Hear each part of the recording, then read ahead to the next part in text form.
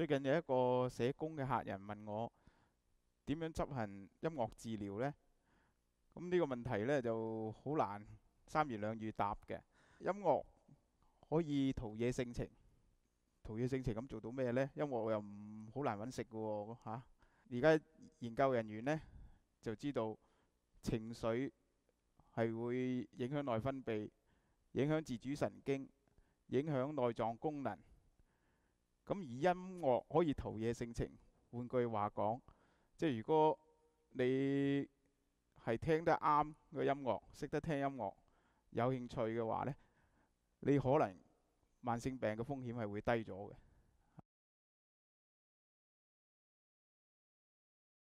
最近呢，當我教一個女士一個客人呼吸嘅時候呢，我發覺佢有心律不正嘅。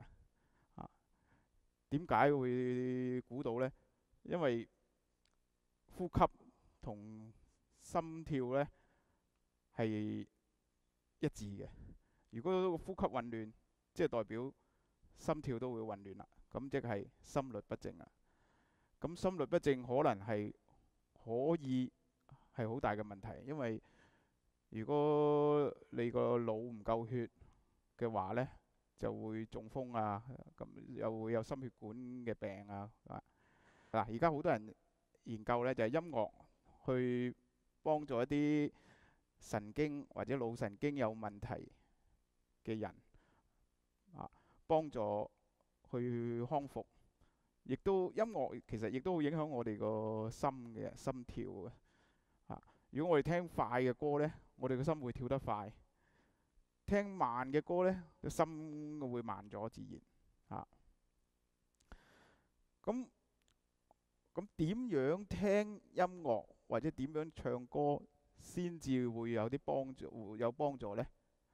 嗱，如果講聽音樂，我測試過呢，係一個客人，當佢瞌眼瞓嘅時候呢，俾啲好振奮嘅音樂佢聽，咁我測試到呢，佢個腦電波呢，其實係聽緊振奮嘅音樂，唔係瞌眼瞓嘅時候嘅腦電波嚟嘅。因為你瞌眼瞓嘅腦電波同聽振奮音樂嘅腦電波完全係極端嘅。一個係好靜態，你瞌眼瞓嘅時候，你個腦電波係靜態嘅。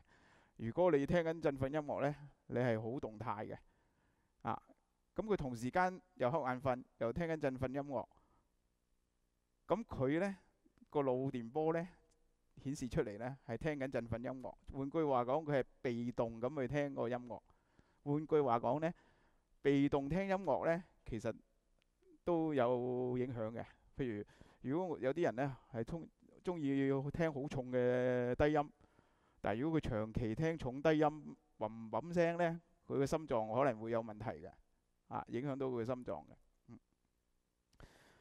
咁好啦，咁當然如果被動梗係冇主動咁好啦。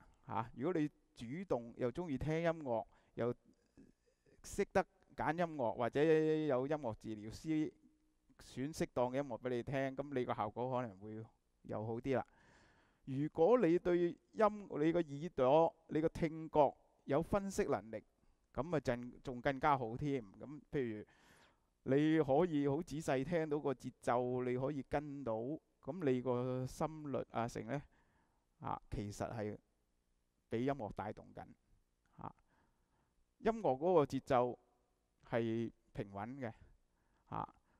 咁如果所以呢，平穩嘅音樂節奏呢，亦都可以帶動個心率係跳得平穩嘅。咁呢個係物理效應嚟嘅。咁當然要訓練一個人個聽覺分析能力呢，唔係太容易嘅。但係分析節奏就比較容易啲。如果分析個旋律或者個結構呢，就會比較困難啦。